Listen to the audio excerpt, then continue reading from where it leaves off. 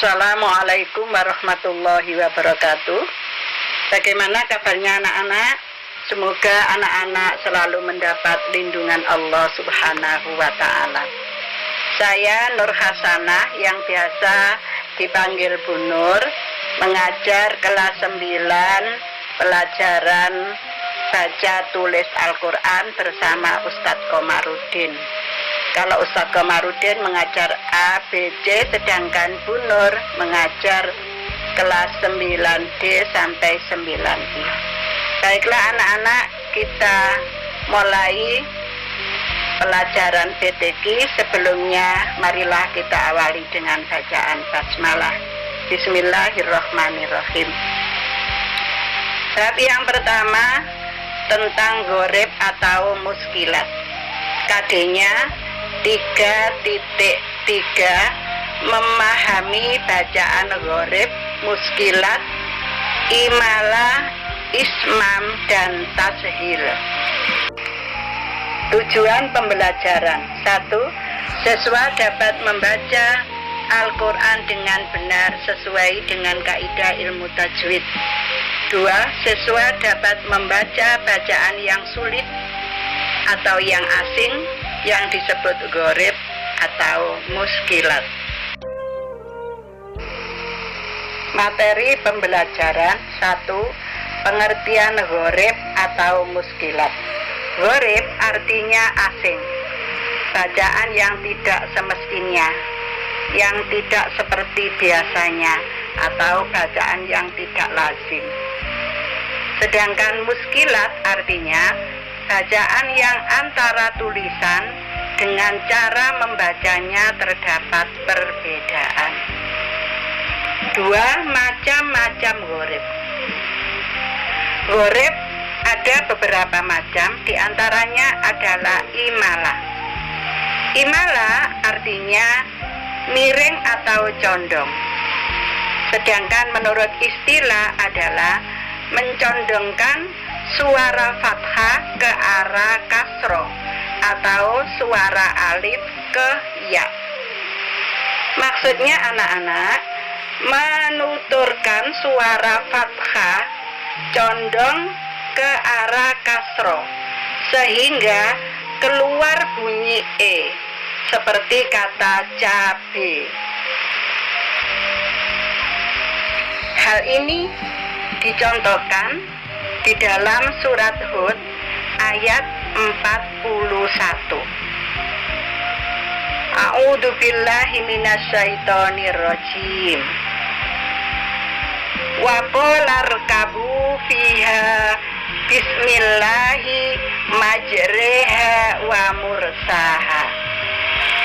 Di sini yang termasuk bacaan imala adalah majreha, yang tulisannya adalah majroha tapi dibaca majreha. Ini kesepakatan ulama qurra bahwa bacaan imala itu satu-satunya ada di dalam surat Hud ayat 41. Namun anak-anakku, ada sebagian ulama yang mengatakan bahwa setiap lafaz yang berakhiran alif maksuro atau alif layina, atau orang menyebutnya alif bengkok, iya yang tidak ada titiknya, semuanya itu dinamakan bacaan imala. Seperti wadduha, boleh dibaca wadduhe. Walaili idza saja, boleh dibaca walaili idza saje. Masa'a, boleh dibaca masai. Kecuali nama orang seperti Musa, tidak bisa dibaca Muse. Isa, tidak bisa dibaca Ise. Itu pendapat sebagian ulama. Macam goreb yang kedua adalah ismam. Ismam artinya moncong atau monyong. Sedangkan menurut istilah adalah memonyongkan dua bibir tanpa bersuara dan bernafas untuk mengiringi huruf yang bersukun sebagai isyarat dhammah. Artinya anak-anakku, ketika membacanya bibir dihimpun seraya ditahan sejenak ketika mengucapkan lafaz tersebut. Seperti dicontohkan dalam surat Yusuf ayat 11. A'udzubillahi minasyaitonirrajim. Qalu ya abana malaka la ta'manna ala Yusufa wa inna lahu lanasihun. La ta'manna ini adalah bacaan ismam. Macam gharib selanjutnya adalah tashil. Tashil artinya ringan, sedangkan menurut istilah adalah mengeluarkan suara hamzah dan alif. Maksudnya anak-anak, meringankan ucapan dengan mengeluarkan suara antara hamzah dan alif. Hal ini dicontohkan di dalam surat Fussilat ayat 44. A'udzubillahi minasyaitonirrajim. Laula fussilat ayatuhu a'jamiyu wa arabi. A'jamiyun di sini adalah bacaan tashil, bukan dibaca aa karena memang tulisannya aa, tapi bacaannya a'jamiyun. Materi pembelajaran yang ketiga adalah macam-macam muskilat. Di antaranya sifir mustatir. Apa itu? Sifir mustatir adalah tanda kecil berbentuk bulat yang berada di atas suatu huruf. Fungsinya adalah sebagai suatu tambahan yang menunjukkan bahwa huruf tersebut tidak boleh dibaca panjang, baik ketika dibaca wasol maupun dibaca waqaf. Hal ini anak-anakku, jika tidak mengerti tentang ilmu tajwid muskilat, tentunya pasti akan dibaca panjang. Nah, kalau dibaca panjang bisa merusak atau merubah arti.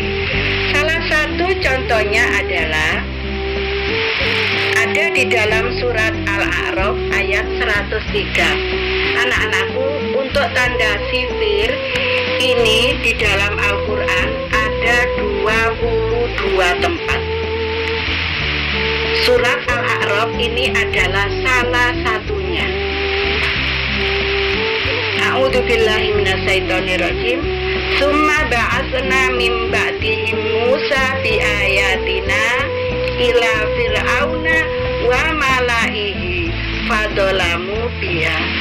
Jadi wa malaihi ini ada tanda sifir di atas alif berbentuk bulat.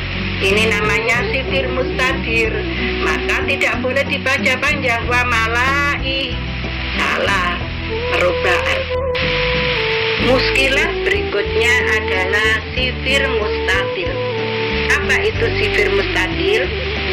Yaitu tanda kecil berbentuk bulat panjang atau lonjong yang terletak di atas suatu huruf. Fungsinya adalah sebagai suatu tambahan yang menunjukkan bahwa huruf tersebut tidak boleh dibaca panjang, baik ketika wasol maupun ketika waqaf. Jadi bentuk bulatnya itu agak memanjang atau lonjong. Itu disebut sifir mustatil. Anak-anak, untuk sifir mustatil ini di dalam Al-Quran banyak sekali. Ada 66 tempat, di mana 66 tempat itu dibagi menjadi dua kategori. Kategori yang pertama adalah lafaz ana yang berada di 61 tempat.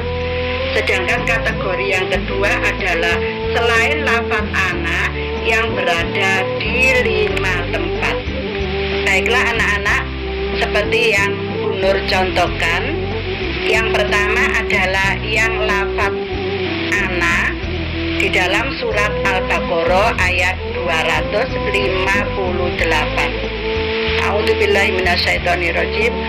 Qala ana uhyi wa umit. Ana di situ di alifnya ada tanda sifir mustatil berbentuk lonjong.